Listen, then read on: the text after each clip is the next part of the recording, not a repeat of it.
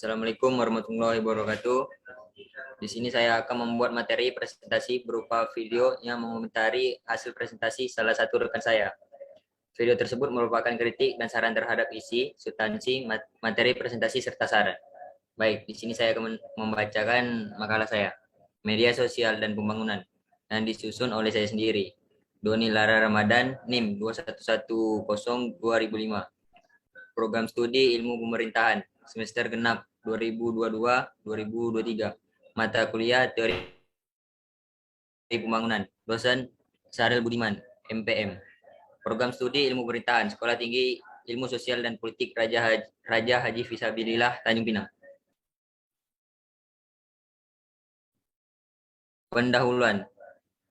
Pembahasan. Perkembangan zaman yang semakin pesat memunculkan banyak temuan-temuan baru, salah satunya adalah teknologi. Perkembangan teknologi tidak terlepas dari semakin bertumbuhnya kebutuhan manusia di bumi. Teknologi memberikan kemudahan bagi manusia untuk menyelesaikan pekerjaannya, tak terkecuali dalam berkomunikasi. Munculnya alat-alat komunikasi seperti smartphone memudahkan kita dalam berkomunikasi dan berbagai informasi dengan siapa saja dapat dimanfaatkan sebagai media untuk bertukar informasi dan berkomunikasi.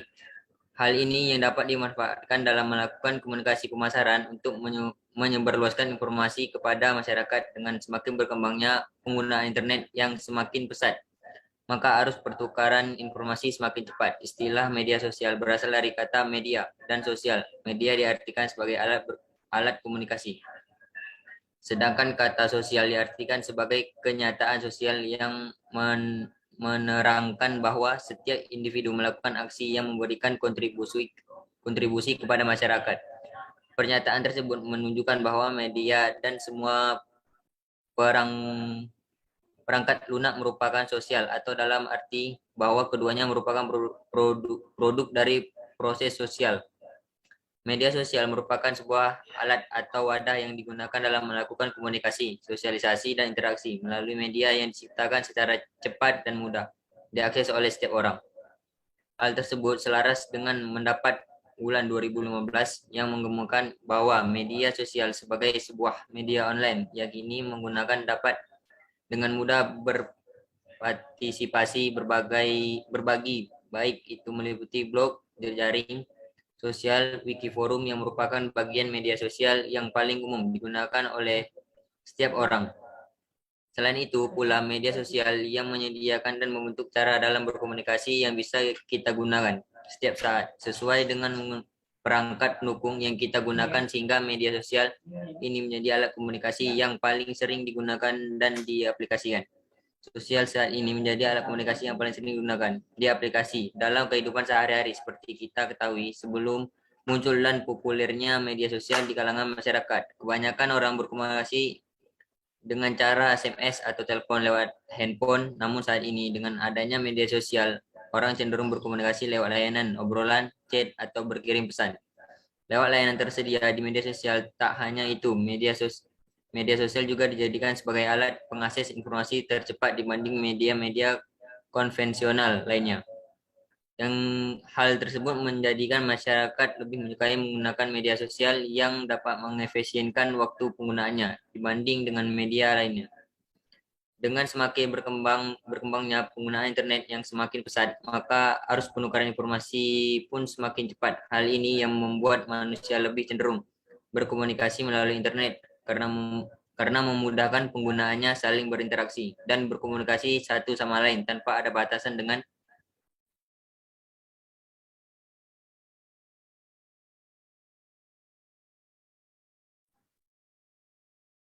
kemudahan. Inilah membuat pemerintah Kabupaten Banyuasin manfaatkan media sosial untuk berkomunikasi serta menyebarluaskan informasi pembangunan sosial untuk berkomunikasi serta menyebarluaskan informasi pembangunan ke Kabupaten Banyuasin kepada masyarakat. Mahardika Putra 2018. Media sosial adalah sebuah sarana interaksi sosial dalam jaringan yang terhubung melalui internet yang berfungsi untuk memudahkan penggunaannya untuk saling berbagi informasi atau cerita, melakukan komunikasi lewat berkirim pesan, menjalin relasi, dan membuat sebuah jaringan. Media sosial merupakan media yang banyak dianut dan diikuti banyak orang, sehingga menjadi media yang sangat signifikan dan potensial merubah opini masyarakat dalam berbagai hal. Media sosial bisa menjadi sekutu kuat dan dalam mendapatkan informasi atau pesan dan menyebarkan kepada orang lain. Tidak dapat disangkal bahwa pada saat ini media sosial telah menjadi cara baru masyarakat dalam berkomunikasi untuk menyebarkan dan menerima informasi. Media sosial yang sering digunakan dan dimanfaatkan oleh masyarakat lain seperti Facebook, Twitter, Line, WhatsApp, YouTube, dan Instagram. Mengemukakan jenis-jenis media sosial berdasarkan fungsi dan kegunaannya yang ini sebagai berikut. A. Blog dan mikroblog, contoh Twitter. A. Situs jejaring sosial berita, contoh Dik. C. Situs jejaring sosial, contoh Facebook. D. Situs dunia sosial virtual, contoh Second Life. E. Konten kolaborasi, contoh Wikipedia. F. Konten video, contoh YouTube. G. Game dunia maya, contoh World of Warcraft. Adapun media sosial yang sering digunakan oleh masyarakat Indonesia pada umumnya, seperti dilansir oleh situs bimolen.com, yakini sebagai berikut. Facebook, yakini situs jejaring sosial yang dibuat oleh Mark Zuckerberg pada tahun 2004. 2. YouTube, yang ini merupakan situs jejaring sosial berbagai video yang dibuat oleh 3 mantan karyawan PayPal pada Februari 2005 lalu. 3. Instagram, yang kini merupakan aplikasi berbagai video dan foto yang didirikan oleh perusahaan Boom. 4. Twitter, yang ini merupakan layanan sosial media yang menyediakan penggunaan untuk membaca dan mengirim pesan dengan batas karakter 140. 5.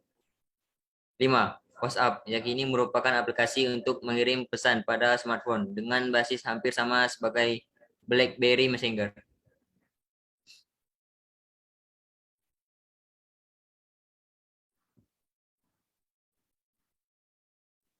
6. Google, yang ini merupakan situs jejaring sosial yang dibuat dan dioperasikan oleh Google yang diluncurkan pada 28 Juni 2011 dengan sistem undangan. 7. Line, yang ini merupakan sebuah aplikasi pengirim pesan yang dapat digunakan di berbagai platform seperti smartphone. 8. Kaskus, yang ini merupakan forum komunikasi nomor 1 dan terbesar di Indonesia, didirikan oleh Ronald Stephenson, Anders Darwis, dan Budi Gamawan pada 6 November 1999. Indikator media sosial MyFail dalam Hamzah kemudian mengumumkan indikator media sosial yang dibagi menjadi 5 poin, yang ini sebagai berikut. A. Partisipasi. B. Keterbukaan. C. Percakapan. D. Saling terhubung. Berdasarkan penjelasan tersebut, penulis dapat menarik kesimpulan bahwa media sosial menjadi alat komunikasi yang paling diminati oleh para penggunanya. Hal tersebut selaras dengan sifat dan kelebihan yang oleh media sosial itu sendiri, yang ditimbulkan oleh media sosial. Definisi lain daripada media sosial juga dijelaskan oleh Van Dijk, yang menggunakan bahwa media sosial adalah platform media yang beraktivitas maupun berkolaborasi. Maka dari itu, media sosial dapat dilihat sebagai sebuah ikatan sosial. Media sosial adalah media yang didesain untuk memperluas interaksi sosial manusia menggunakan internet dan teknologi web. Media sosial berhasil mentransformasi praktek komunikasi searah media siaran dari satu institusi media kebanyakan adsense one to many menjadi praktik komunikasi dialogis antara banyak audiences money to money. Media sosial mendukung demokratis pengetahuan dan informasi, mentransformasi manusia dari pengguna pesan menjadi membuat pesan itu sendiri. Manfaat media sosial berikut ini manfaat media sosial bagi kehidupan manusia, yaitu 1. Sarana belajar, mendengarkan dan menyampaikan. Berbagai aplikasi media sosial dapat dimanfaatkan untuk melalui beragam informasi, data, dan isu yang termuat di dalamnya. 2. Sarana dokumentasi, administrasi, dan integrasi.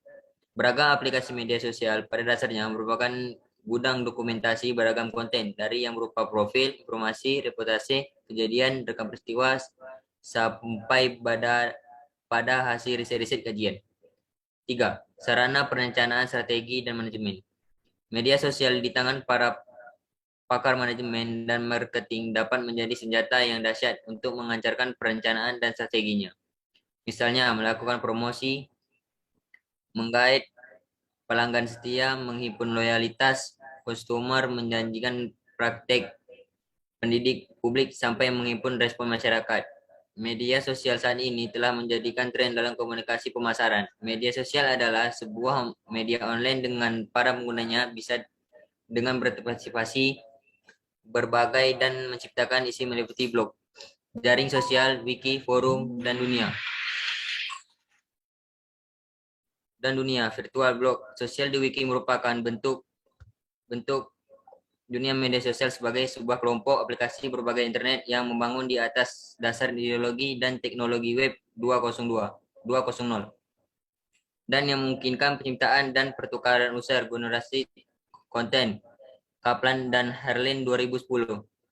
Beberapa contoh media sosial yang sedang berkembang saat ini yaitu Instagram, Twitter, Line, Facebook, YouTube, dan lain-lain. Seseorang pasti memiliki berbagai motivasi dan menggunakan media perkembangan sesuatu untuk berbagai informasi maupun untuk mengikuti salah satu yang menjadi tren saat ini, yaitu menggunakan media sosial sebagai bentuk eksistensi diri. Orang-orang yang hanya ingin menggunakan media sosial sebagai sarjana menjaga silaturahmi biasanya akan memilih media sosial yang bersifat private. Private saya seperti Line, WhatsApp, Telegram, BlackBerry, Messenger, atau yang lainnya. Meski masuk media yang terbuka seperti Facebook dan Twitter, maka perkembangan terbaru yang ada di media sosial. Sedangkan bagi orang-orang yang ingin diakui eksistensinya oleh masyarakat luas melalui media sosial biasanya akan ingin diakui eksistensinya oleh masyarakat luas melalui media sosial biasanya akan menggunakan media sosial yang bersifat terbuka seperti Instagram, Facebook, Line, atau Twitter. Karena disinilah tempat kita biasa secara bebas dan terbuka dalam.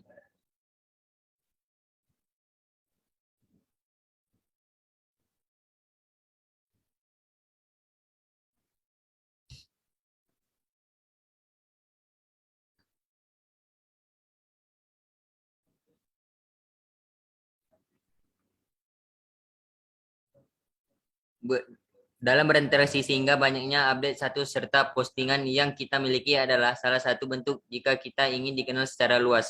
Kita dikenal sebagai apa dan siapa itu kita yang memutuskan karena apa yang kita posting melalui media sosial akan menjadi gambaran diri kita, bagaimana kita memposisikan di diri mata masyarakat luas. Perkembangan menggunakan media sosial di Indonesia sangat berkembang pesat. Menurut riset Nielsen menunjukkan tingkat pertumbuhan menggunakan internet di Indonesia mencapai 26%. Internet sebagai neomedia pada prinsip dapat dimanfaatkan oleh siapapun dan untuk kepentingan apapun. Menurut Suetomo, mendefinisikan internet sebagai suatu jaringan yang besar di mana jaringan komputer tersebut terdiri dari beberapa jaringan kecil yang saling terhubung satu sama lain. Sedangkan menurut Rendal dan Latulip, internet merupakan sebuah jaringan global yang terdiri atas beberapa jaringan komputer yang biasa diakses di mana saja. Media baru dapat dibagi dalam 3 kelompok besar ya, yang dipatahkan sebagai berikut. Pertama, media baru akan diarahkan pada objek diskusi mengenai internet. Media internet muncul sebagai media yang baru dalam arti sesungguhnya karena selain karakter konvergensi, sinergi media internet juga memiliki karakter sebagai link media terbatas, borderless. Kedua, kajian media baru akan dikaitkan dengan proses digitalisasi yang sedang melanda media konvensional. Ketiga, media baru akan dikaitkan dengan area media telekomunikasi dan aspek industri yang lebih spesifik, yaitu mengenai pengaturan provider mobile phone.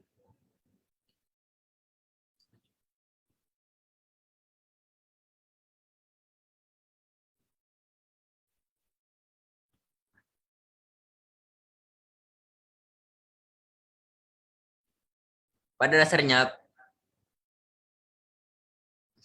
Pada dasarnya komunikasi massa adalah komunikasi melalui media massa, media cetak dan elektronik. Sebab awal berkembangnya saja komunikasi massa berawal dari pengembangan kata media of mass communication, media komunikasi massa. Media massa menunjukkan pada hasil produk teknologi modern sebagai selaruan dalam komunikasi massa agar tidak ada kehancuran dan perbedaan ekspresi tentang massa. Ada baiknya kita memperbedakan arti massa dalam komunikasi massa dengan penerima pesan yang berkaitan dengan media massa. Dengan kata lain, massa di sini menunjukkan pada khalayak, audisen, penonton, permisa atau pembaca. Lanjut.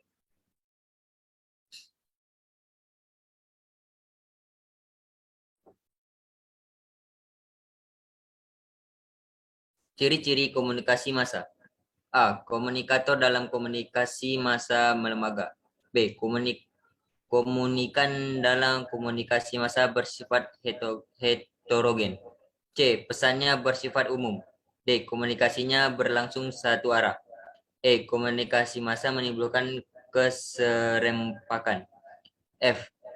Komunikasi massa mengandalkan peralatan teknis. G. Komunikasi massa dikontrol oleh gatekeeper. B. Rumusan masalah.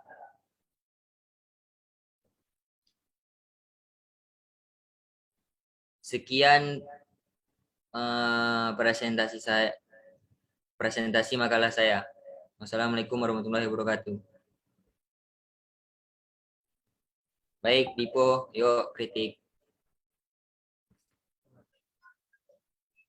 Dari penjelasan Doni Lara Ramadan mengenai media sosial dan pembangunan. Ulang. Dari penjelasan Doni Lara Ramadan mengenai makalah media sosial dan pembangunan adalah kurangnya latar belakang yang dibuat dalam makalah tersebut. Selanjutnya adalah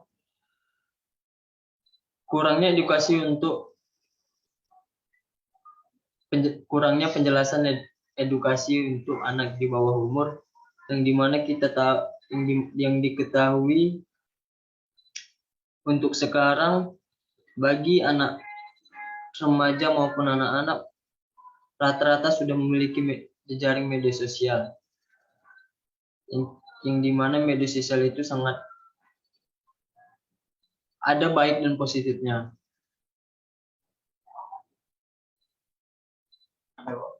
Gitunya apa kan? Ya kan? Jalan. Oke, baik. Saya terima kritikan dan saran dari Dipo.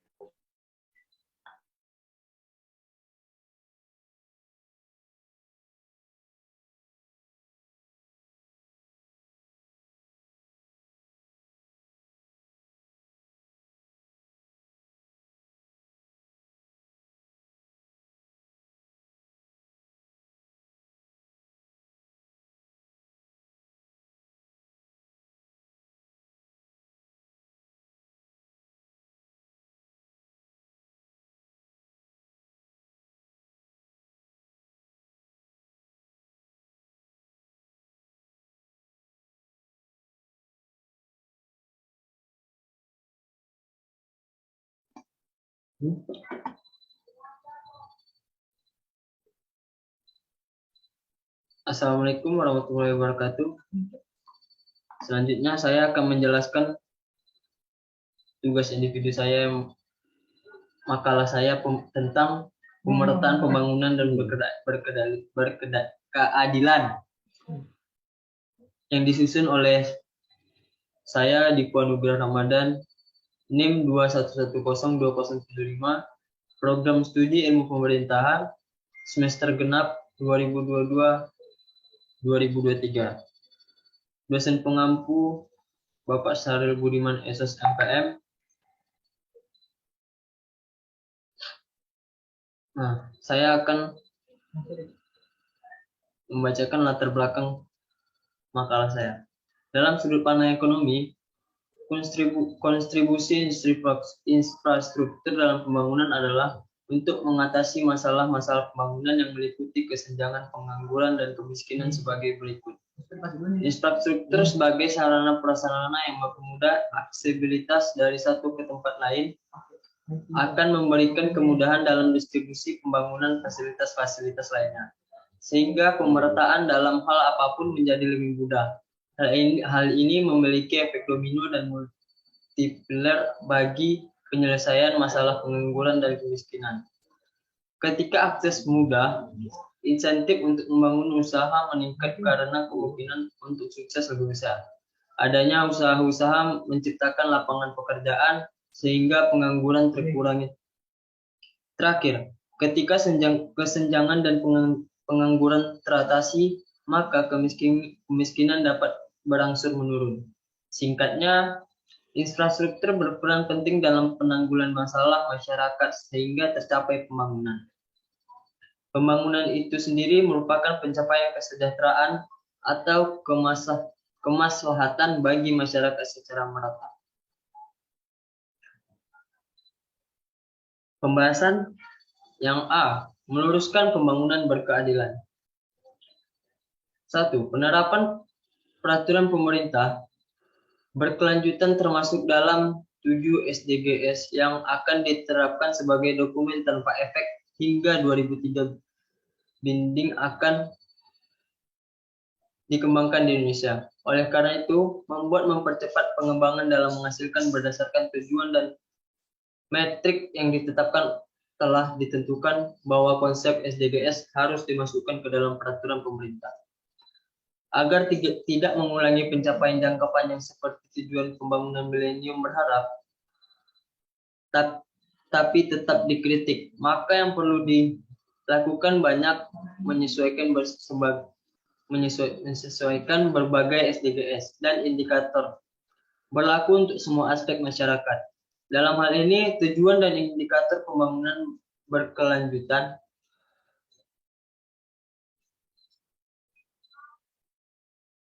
makro dapat dimasukkan mendukung legalitas implementasi SDGs dalam RPJMN dan peraturan pemerintah.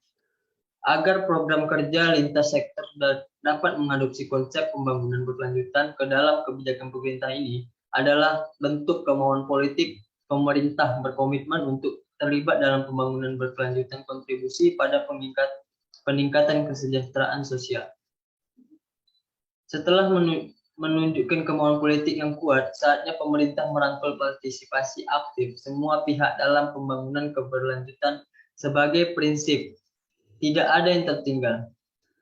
Prinsip ini penting diadakan agar tidak ada kesan sektor ego yang dominan selama pembangunan ini meniadakan kontribusi dari departemen lain.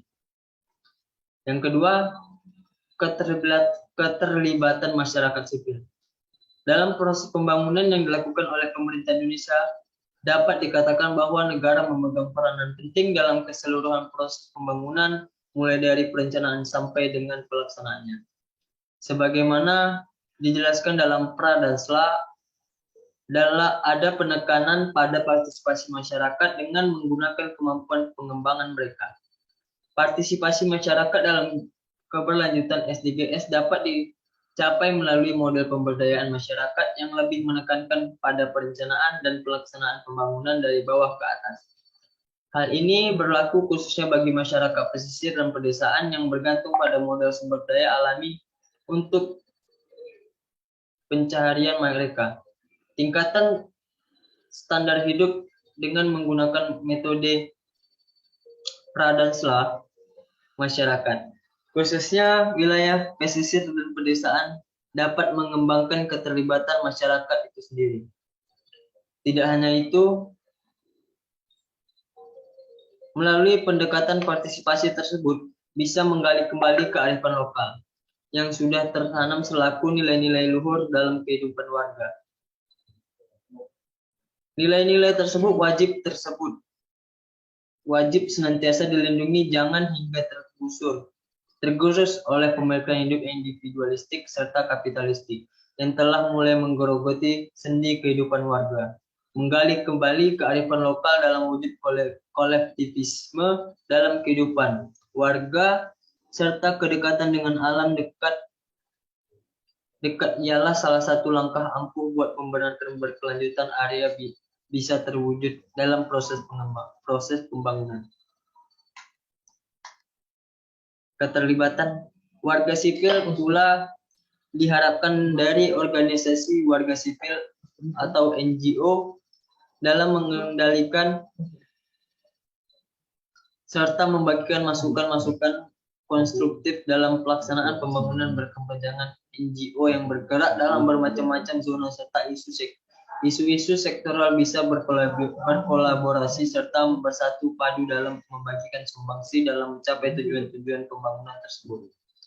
NGO yang bergerak di bidang area kebudayaan, kebijakan publik, pemberantasan korupsi, keadilan gender, keadilan agraria mesti membangun jejaring yang kokoh dalam menyokong suksesnya program serta target pembangunan untuk kenaikan taraf hidup warga.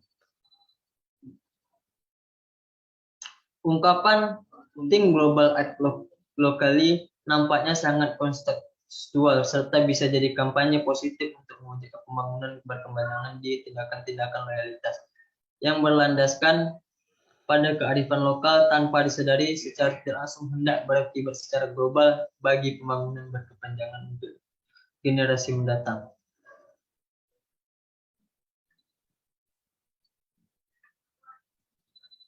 Yang ketiga, akses infrastruktur dan jaminan sosial. Infrastruktur ialah salah satu modal sosial yang membagikan warga kemudahan-kemudahan dalam pemenuhan hidup tiap hari.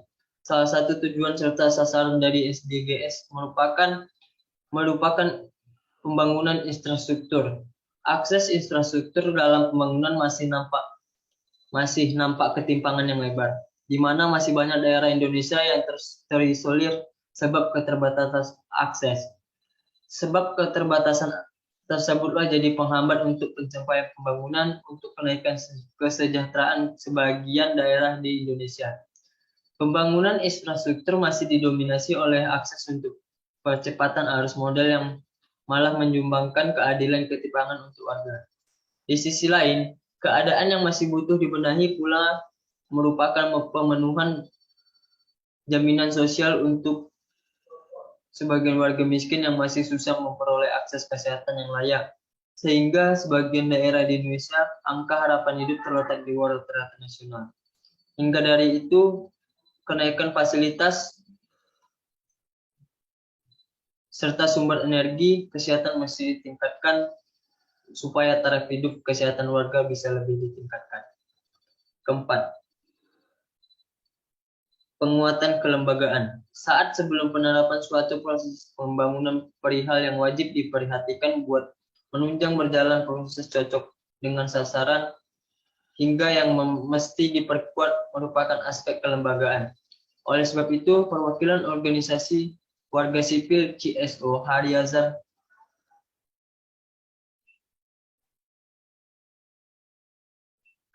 Aziz mengantarkan kalau pemerintah butuh membentuk sekretariat bersama buat menampung segala aspirasi dari keterbelakang bermacam susunan warga dalam implementasi SDGs dengan menguatkan aspek kelembagaan dalam mengawal implementasi SDGs sehingga bermacam hambatan-hambatan dalam penerapan bisa dituntaskan. Tidak hanya lewat sekretariat bersama, penguatan kelembagaan pula wajib diterapkan kepada seluruh bidang pemerintah yang terdapat sehingga kerjasama bermacam zona bidang dalam pembangunan bisa berkontribusi dengan baik. B. Konsep Sustainable Development Goals. Wacana pembangunan berkelanjutan tidaklah ialah isu yang baru terdengar. Bila menelaah siklus investasi, penciptaan serta mengkonsumsi yang berlangsung serta dicoba dalam skala besar, hingga jangka panjangnya hendak memunculkan persoalan besar untuk kelangsungan alam serta kehidupan manusia. Dalam konteks inilah gagasan pembangunan berkepanjangan ini timbul serta jadi pendekatan yang dianjurkan. Secara simpel, Pembangunan berkepanjangan atau sustainable development didefinisikan selaku development which meet the needs of the present without compromising the ability of future generation to meet their own need. Sebutan itu awal kali dipopulerkan dalam Your Common Future, suatu laporan dalam yang diterbitkan oleh Komisi Dunia buat Area Hidup serta Pembangunan The World Commission on Environment and Development.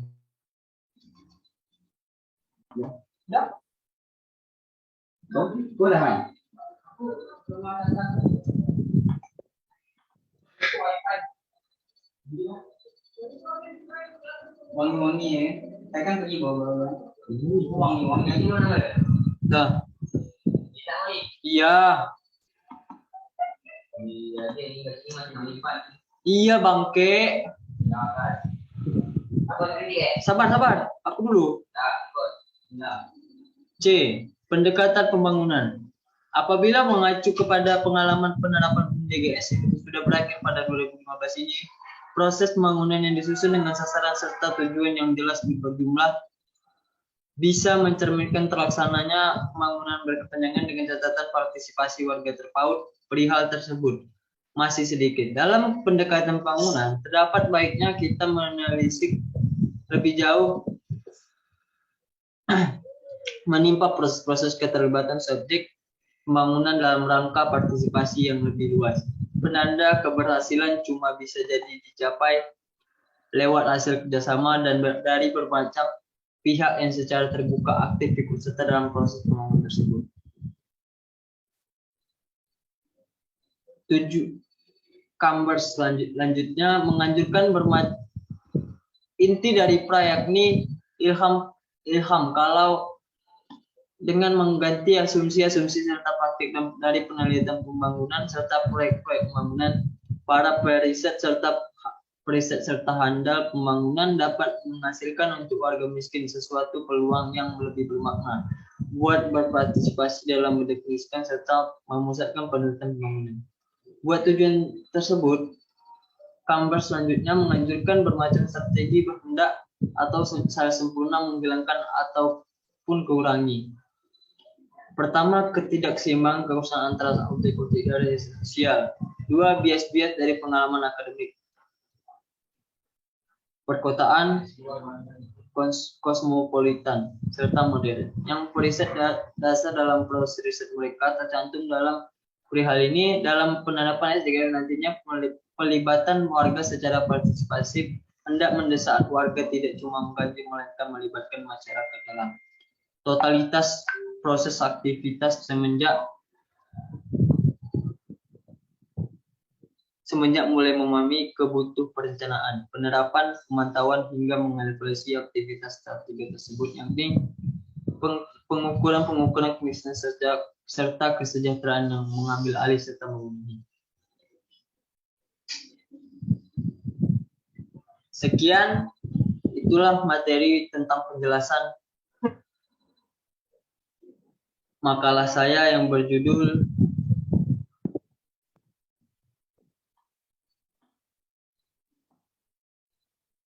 Pemerataan Pembangunan dan Berkeadilan.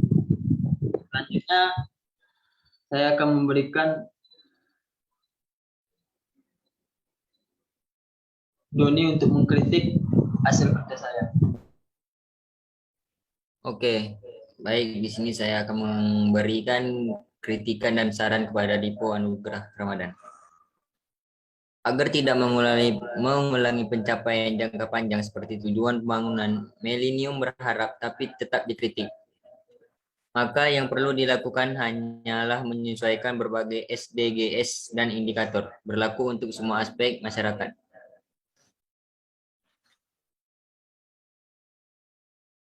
Dalam hal ini, tujuan dan indikator pembangunan berkelanjutan makro dapat dimasukkan mendukung legalitas implementasi SDGs dalam RPJMN dan peraturan pemerintah.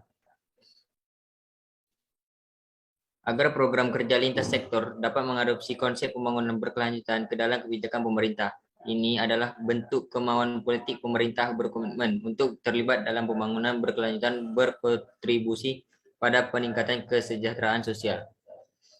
Setelah itu menunjukkan kemauan politik yang kuat, saatnya pemerintah merangkul partisipasi aktif semua pihak dalam pembangunan berkelanjutan sebagai prinsip tidak ada yang tertinggal. Prinsip ini penting diadakan agar tidak ada kesan sektor ego yang dominan selama pembangunan ini akan meniadakan kontribusi dari departemen lain. Oke, sekian dari kritik dan saran saya. Kalau ada salah, mohon maaf. Oke, sekian. Wassalamualaikum warahmatullahi wabarakatuh. Oke, baiklah. Hasil diskusi kami berdua tentang battle critical thinking.